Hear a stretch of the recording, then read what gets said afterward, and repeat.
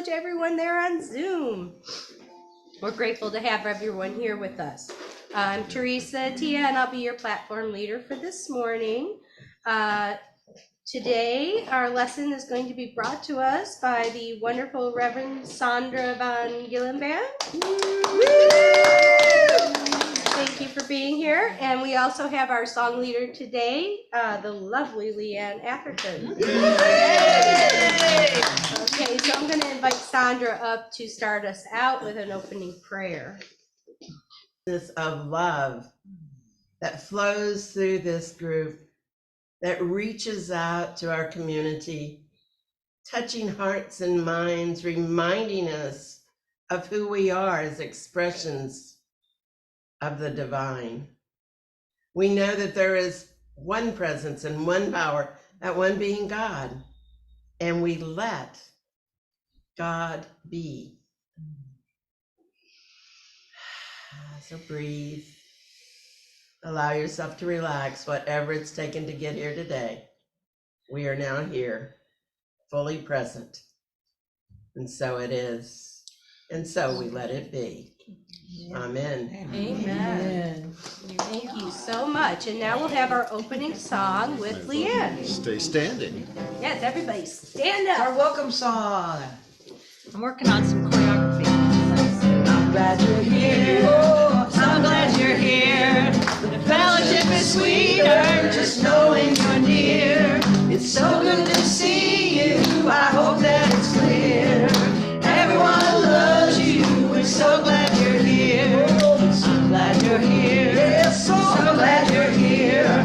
The fellowship is sweeter, just knowing you're near. It's so good to see you. I hope that it's clear. Everyone loves you. We're so glad you're here. Everyone loves you. We're so glad you're here.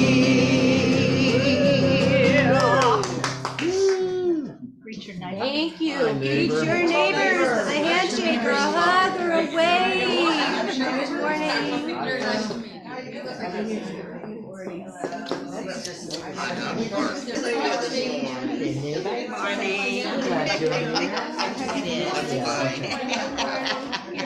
Yeah, that's right. All right. Hello. We're so glad you're here. I love you so much. I swim. Good morning. Good morning. Great to see you. Okay, so we're going to gather now for our affirmations. We use affirmations as a tool to create our reality. So first, we'll affirm our affirmation of positive prayer. Okay, so together. God is my instant, constant, abundant source of supply. I am blessed with health, wealth, happiness, wisdom, love, and success. Okay, and now let's affirm our vision for our spiritual community. Together, with our thoughts, words, and actions, we make a powerful and positive difference in Austin, Texas, and in our world. Well, good morning. Morning. It's nice to see all of you here. Are you ready to be made whole? Yes. Yeah. And so when Jesus saw him laying there and knew that he had been in this condition for a long time, he looked at him and he said, "Do you want to be made well? Do you want to be made well?" And immediately the man said, "Yes, of course." And he picked up his bed and he walked. He picked up his bed and he walked because he was ready to be made well. And I ask, are you ready? Are you ready to pick up that bed, that pallet, that you have been holding on to and be made well? So for the last few days, we've been doing the 40 Days of Lent. Do y'all have that wonderful little pamphlet, 40 Days of Lent? No. I'm so sorry I didn't bring that. Well, in that, you can go to the Unity worldwide, and click and find that, because it's a wonderful practice, a daily practice for Lent. And in it, we've been talking about non-resistance and the fact that we have the freedom to choose what we're looking at, what we're holding on to, how we're going to move forward in life. We have the struggle that goes on between us, between our weakness and the opposition and the resistance to cause. Now, in electricity, resistance is the thing that slows it down and makes it without as much strength. So the power of electricity can be slowed down with resistance. When we resist things, we slow things down. We make things work not as powerfully as they might. So we have the opportunity to let go of resistance, to let go of discontent. How many of you experience discontent in your life? Yes, so this one is really good. As we let go of discontent, that would be boredom, worry, desiring more. Anybody desiring more? Ooh. We come to that moment where we are missing our greater good. Discontentment is about embracing our mistakes to experience the growth that is available to them.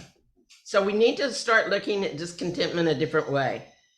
It gives us the opportunity to see what we have not liked and to become willing to accept the growth. If we embrace it instead of holding it off and resist it, oh, I'm feeling a little discontent today. What's that about?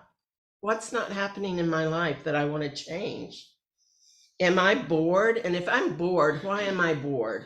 Because there is no reason for me to be bored. I don't know about you, but my life is so full that I never have to be bored, unless I want to be bored with being overwhelmed with good things to choose. Right? Yeah. Yeah. So if we embrace that sense of discouragement, of boredom, of whatever is going on with us, and look for that it's got for us to learn, that's there for us to look at, then we experience a greater freedom in life and a greater movement in life. We can let go of doubt. Anybody ever have doubt? I'm telling you, 2 weeks ago, I had this wall of doubt that I didn't think I would ever get past. But doubt is not about being without faith. It's important to recognize this. So when we doubt, we really have faith, and we're looking for a greater expression of that faith. We're looking to give up that place where we think it's not enough to be in, doubt. Okay, that's just pushing me closer to truth. When I doubt, I have to look and see, which is what happened. I was hitting this cloud of doubt, and I was like, where is God in all this? Why can't I see God in all this? What's wrong with me? I love that question. What's wrong with me? Well, guess what? There's nothing wrong with me. It was an opportunity to look and see what was working, what wasn't working, and to come back to that place with a greater strength, a greater belief, a greater understanding that God is every day. And that my faith is there. My faith is there. Do you ever really run out of faith?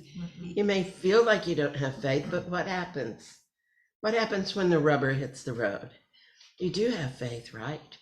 You do have that place within you. So when we start to let go and get rid of that doubt, we can call into question that really counts in life. We can question, where are we? What are we? Why are we? And we can make the connection to our commitment. So if we're in the question, we can find the place where we're willing to commit. And when we're willing to commit, we know that we find greater strength, greater faith, a greater knowing. We can grasp that truth with even more. Now, one of the days was about letting go of drama. And this is what I have to say about letting go of drama. Just do it. Not much to say about letting go of drama. Just let go of drama. I don't see any benefit in drama other than it gets me worked up and makes me feel less than comfortable. That's all drama is about. So just let it go. How about fear of being alone? Yeah, even when you're with somebody, you can feel alone, right? And if you're feeling alone, how do you deal with that? Do you think that God is not? You think that God moved away and left you there? Because I'm telling you, if somebody moved, you're the one. If somebody moved in the relationship with God, we're it. Because God's right here, right now, always, always present. And so it's for us to realize that we can be of service to others. And in being in service to others, we suddenly are not alone. We feel that connection. When we serve others, we feel a connection.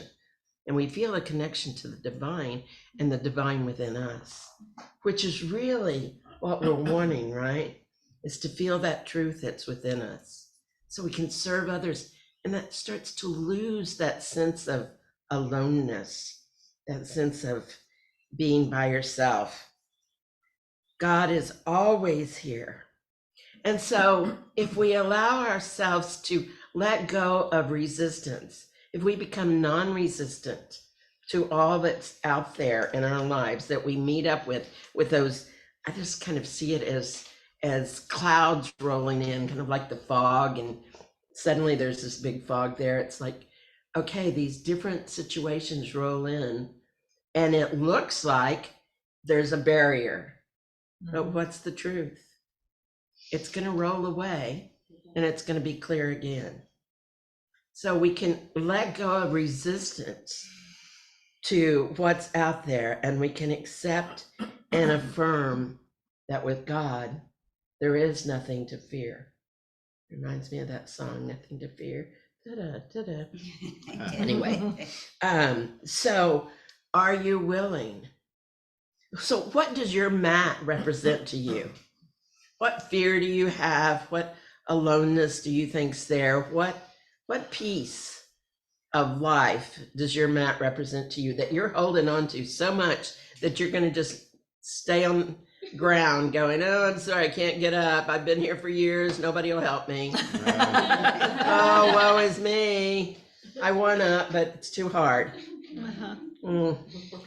So what does that represent to you? And are you willing? And if you're willing, are you willing to allow the power of love to manifest into creation in that movement? That's what it takes. So if we're going to move, we're going to want to love. And if we're loving, we can't sit still. If we're loving, we can't not be actively loving. It doesn't mean that we're out running around doing things. It means that there's the activity of love flowing through us, flowing out into others and back. We have a sense of purpose and we have a sense of aliveness. It's that place where there is love that we know that we're alive. And it doesn't have to be that romantic love that sparks everything in us. It doesn't have to be something that we desire more than anything. Love, appreciation of the divine, appreciation of that has been made manifest. God manifested and he saw that it was good and he claimed it good.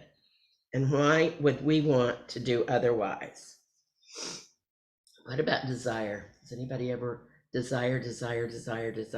I want more, I want more, I want more. You know what? Desire is of God. And there is nothing wrong with desire until we get so focused on the desire that we forget the truth. So if we make false idols of our desire for something, we've let go of truth. Anybody ever do that? I just don't want you to show your hands, but just know within, if you have ever decided that if you don't have this, your life is not going to be any good. You know, it's time to go. And if I do have this, is my life going to be so much better? Probably not. Kind of my understanding is that as long as we can love and as long as we can connect to that deep power of love within us, we have everything we need. And there's not something outside of us that's going to make us whole. I've never found anything outside of me that's made me whole. I remember years ago hearing this guy who was talking. He said, you know, things that can make me whole are, well, like a new shirt. A new shirt makes me whole for maybe an hour. He said, in a new car, I might feel whole and good for a week, but that's about it. God is what makes us feel whole.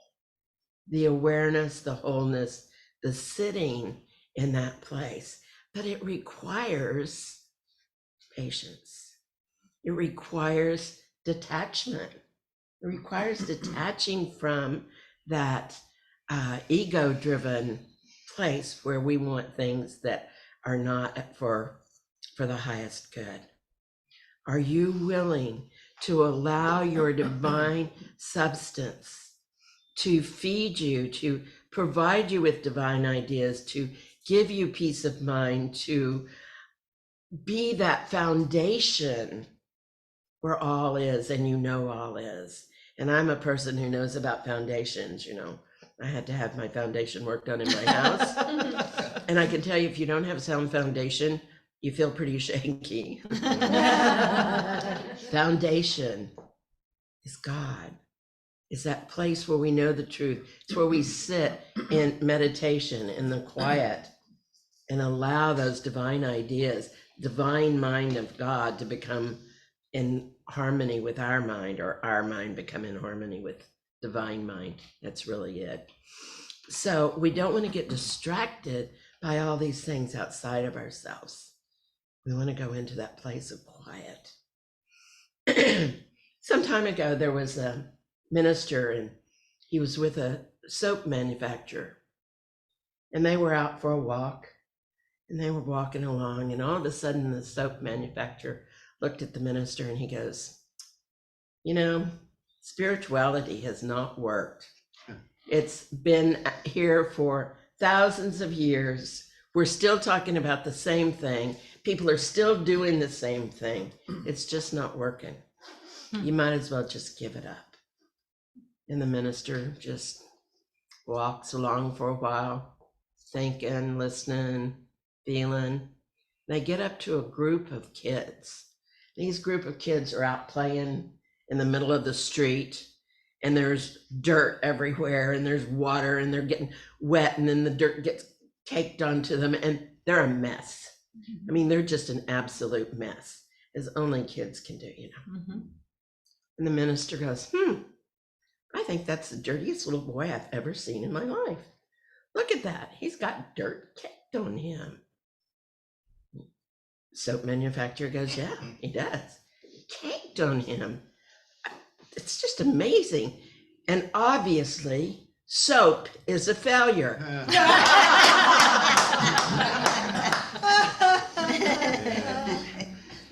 And the soap manufacturer goes, wait. That is not fair. He has to use that soap for it to be effective.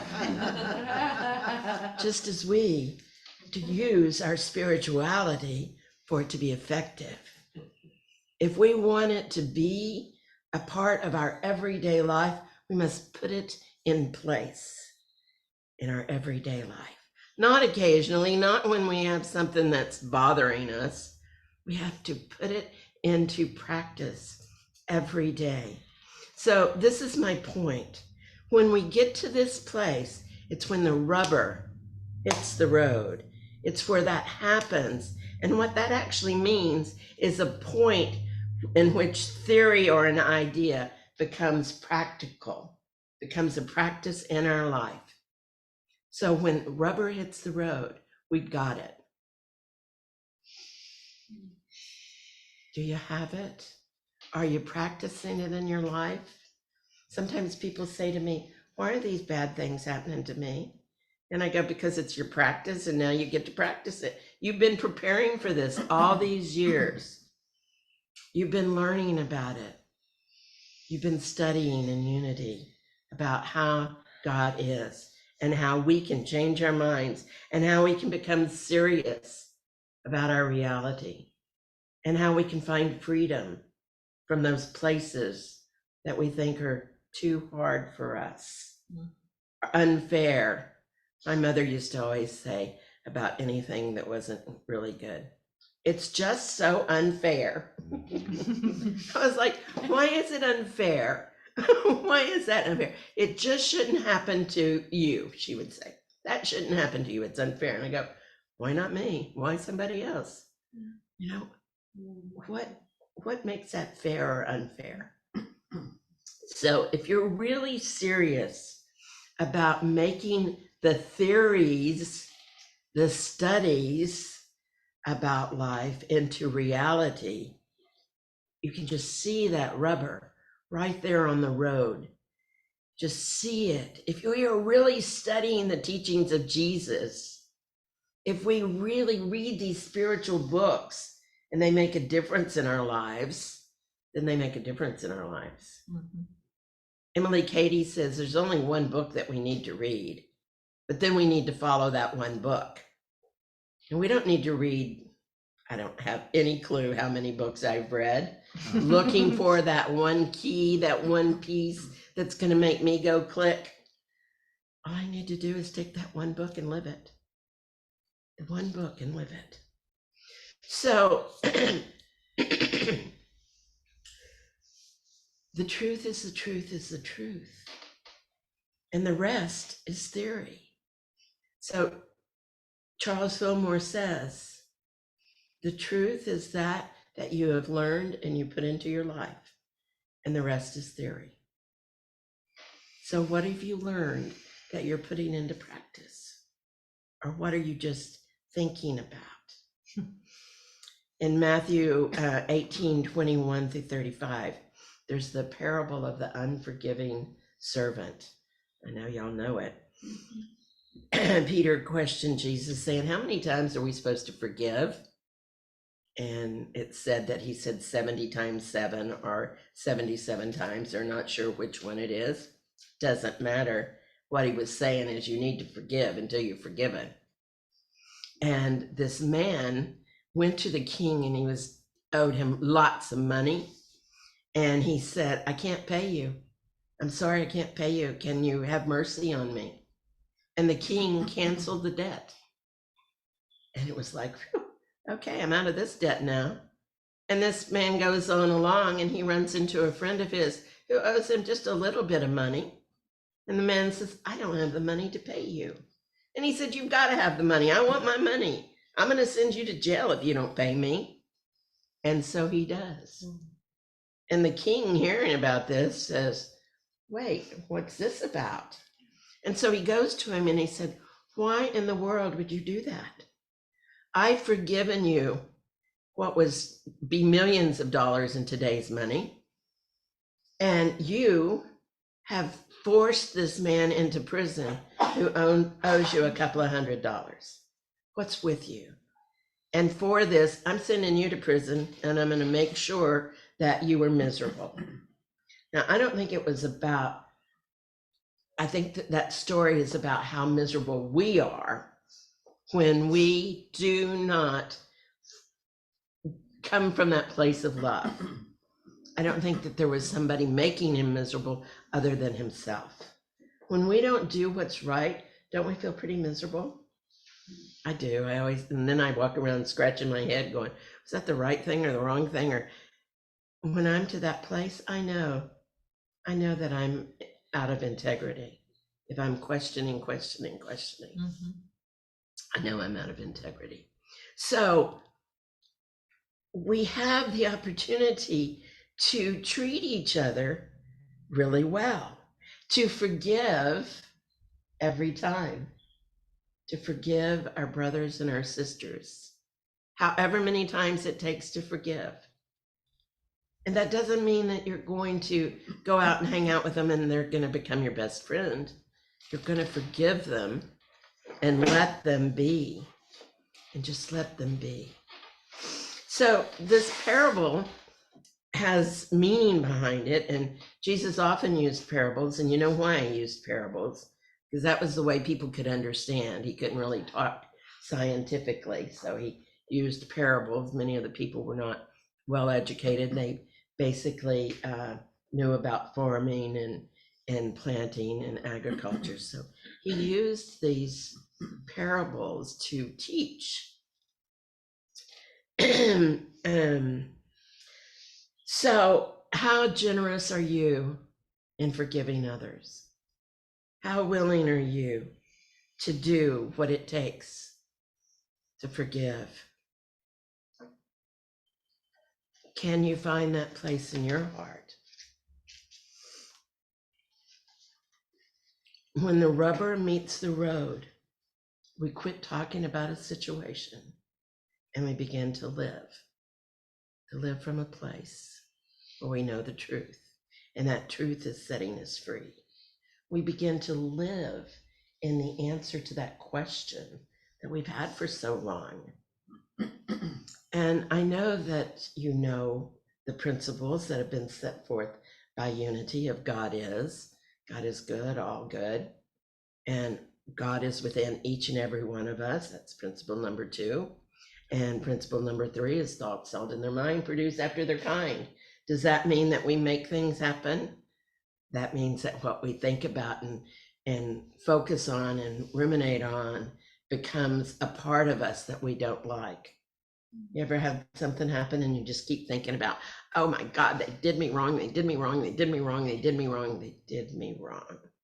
Or do we say, oh, I love them, I bless them, and it's for them to figure out me.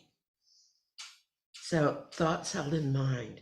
It's not to say that we won't have experiences. It's to say, let it go, change your mind, look a different way. And we do this with prayer and meditation.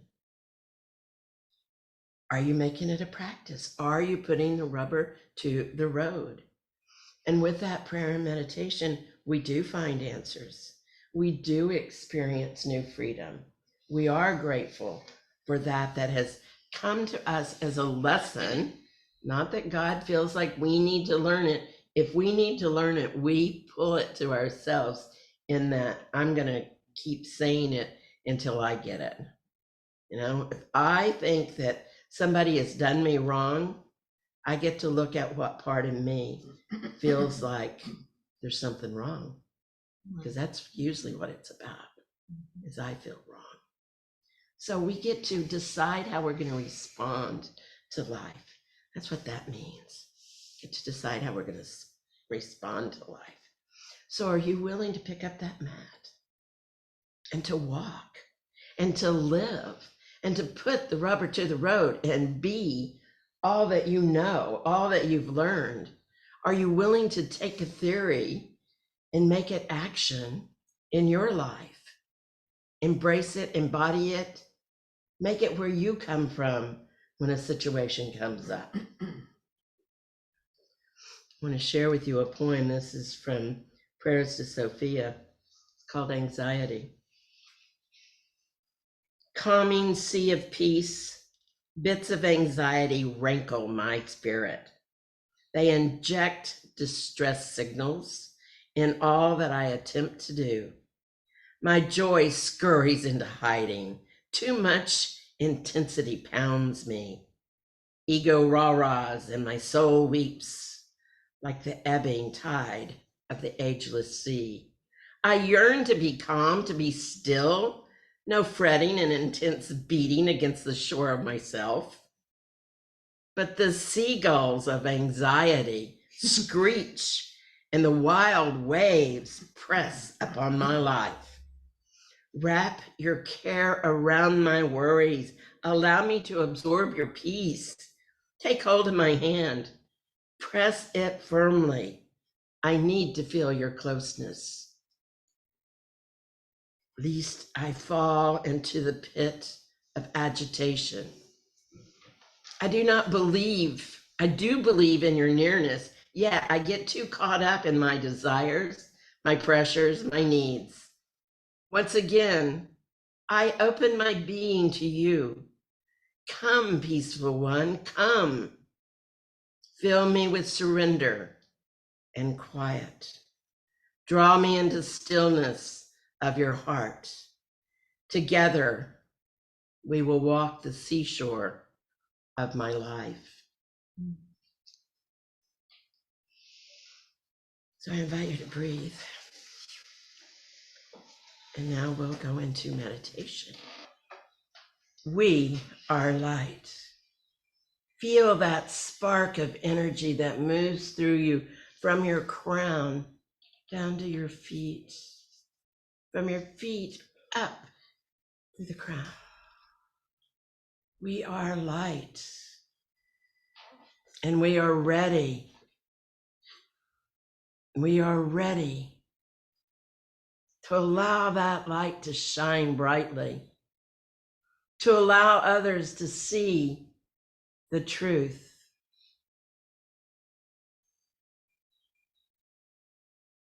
The truth that lives within us, the truth that passes understanding, that place where God is.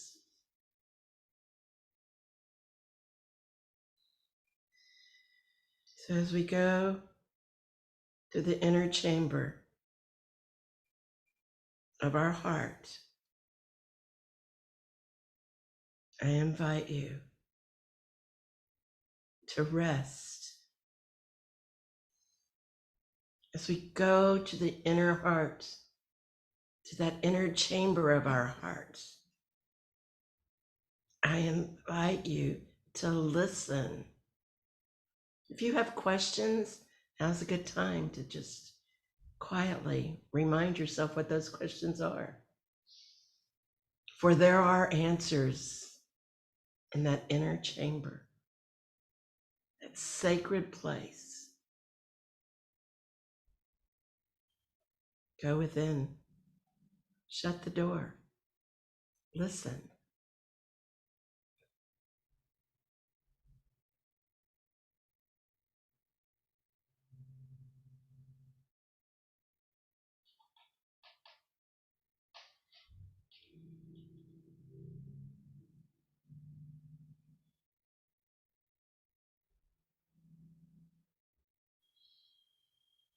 Listen to your heart's song. Listen to the answers that flow.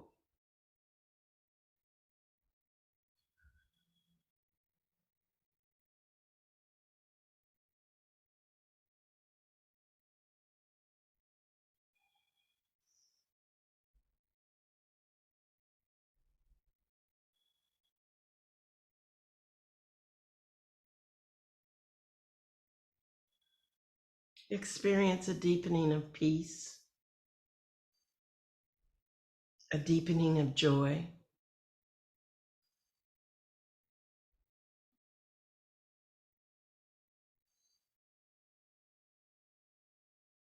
Experience a deepening of connection,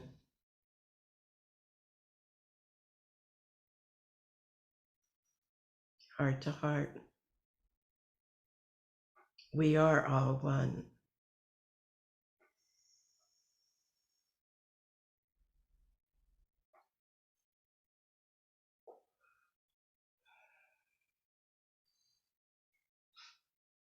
And as we allow ourselves to return to this time and space and allow our eyes to gently open, let us feel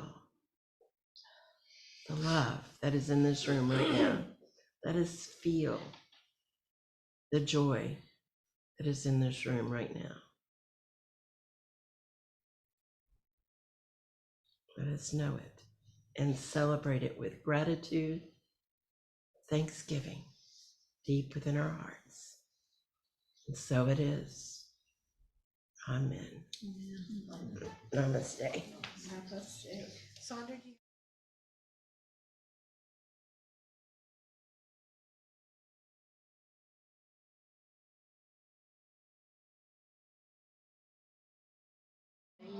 Let there be peace on earth, and let it begin with me. Let there be peace on earth, the peace that was meant to be. With God as creator, in oneness all are we. Let us walk with each other in perfect harmony. Let peace begin with me. Let this be the moment now. With every step I take, let this be my joyous vow. To take each moment and live each moment in peace eternally. Let there be peace on earth, and let it begin with me. The light of God surrounds us, the love of God enfolds us, the power of God protects us, the presence of God watches over us. Wherever we are, God is, and all is well. Amen.